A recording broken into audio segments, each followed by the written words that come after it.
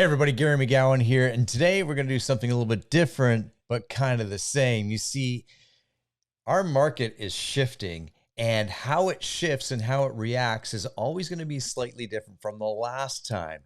Although we can always learn from, history and past market shifts, and there's a lot of true tells and everything that happens over and over again because the real estate market or cycle is very cyclical, right? And history does teach us some great lessons. So one of these lessons is what's happening with condos and the Toronto condo market. We're going to dive into that right after the intro, my friends.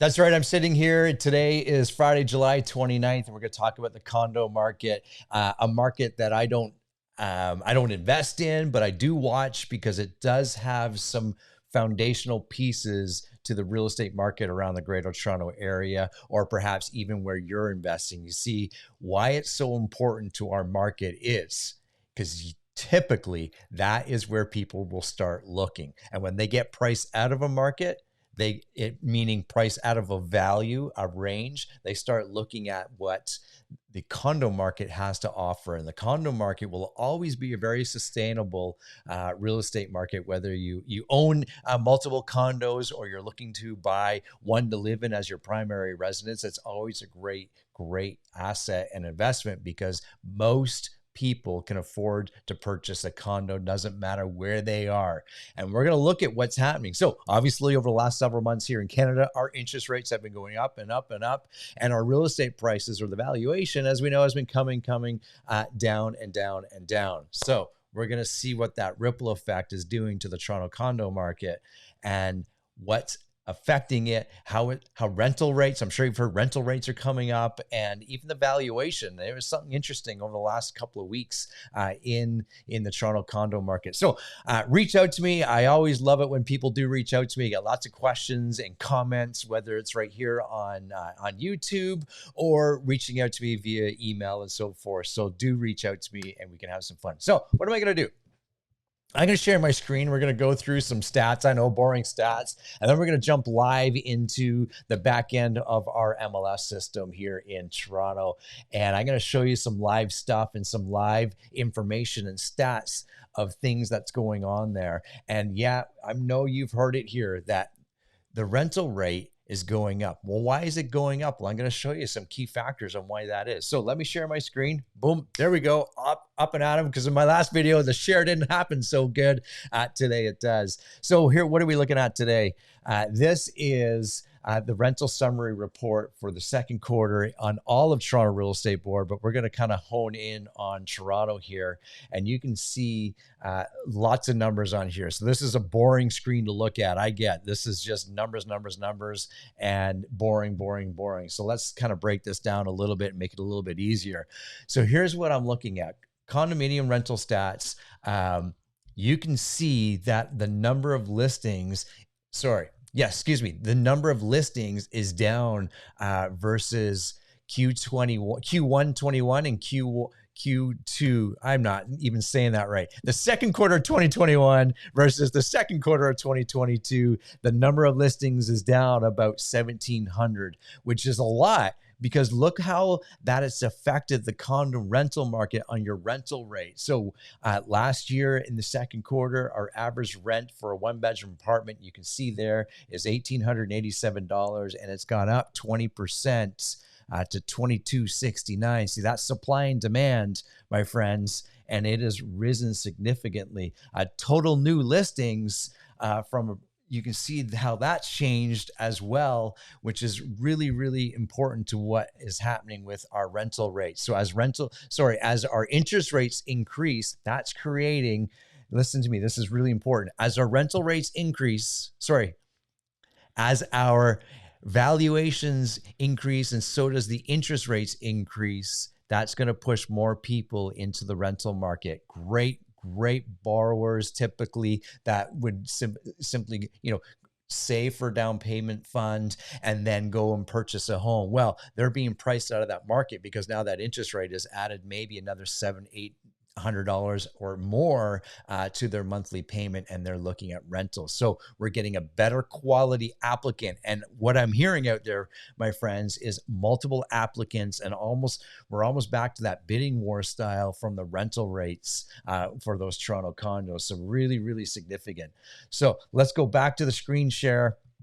And let's move this, and let's dive right into the back end of the Toronto MLS system. So here's what we're looking at. I pulled up just Toronto, and I'm just looking at rentals in Toronto. And right now we currently have, for condos, 1 bedroom, 2 bedroom, and 3 bedroom, 7,847 current listings. Now, as we dive down, these listings are going fast. That might sound like a lot, but they are going fast. And if we look here, I'm actually going to pull some analytics on it and some stats on it to see what this is really telling us. So let me just dive down a little bit to Toronto, downtown. So the central core, here we go, the central core. This is where a lot of people want to live because it's the financial district. There's a lot of business opportunities down here, a lot of employment down here, and people are coming back to the city. I was downtown 2 weeks ago for a Toronto FC game, and it took me over 2 hours to get to the game, driving from Stouffville, which is typically about an hour and 10-minute drive, even in traffic, over 2 hours. Because, Saturday night, I should have looked to see what was going on. There was a concert at the Budweiser stage. The Honda Indy was in town. And let me tell you, it took me forever to get to that Toronto FC game. Then I thought, hey, I got my nephew in from out of town. I want to drive him up Yonge Street so he can see the big city. I want to drive him by Drake's house.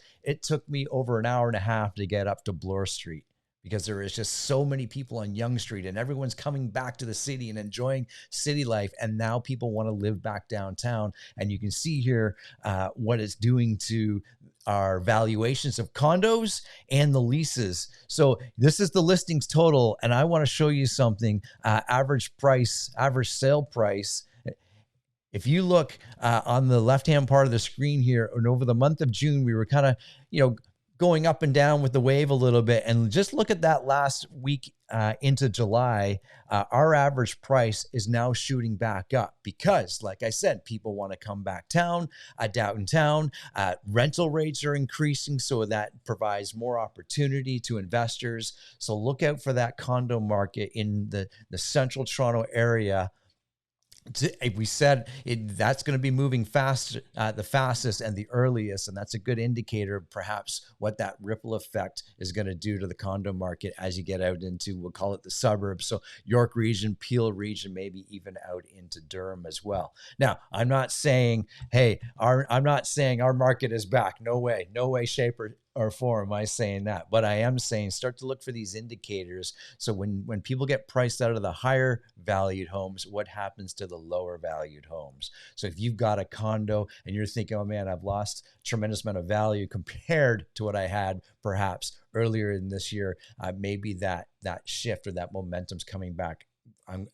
Watch my words, ever so slightly. I'm not talking about big gains. I'm just talking about ever so slightly. And maybe it's an opportunity as you, an investor, to look at, wow, rental rates are pretty strong in some of these areas. Maybe it's time to look at some condos in some of these key indicators. So just a quick video today. I wanted to give you kind of that Toronto July 29th condo glimpse of what's happening in our current market. And trust me, if you've got questions, reach out to me. I'm always happy to answer them. I still feel that our market generally, big picture look, is going to remain flat over the next few months as we get into the fall months. And of course, there's still some interest rate announcements that are happening, but I truly do believe that our valuation is now, I don't want to call it at the bottom end of our market because you can never quite tell, but the indicators are there that perhaps, sales are starting to ramp back up again, and things are starting to move. But trust me, I'm talking like smidgen better than where it was back in late May, early June. I'm not, don't mince my words. The market is not back to where it was or how it's going, or we're not going to see a big ramp.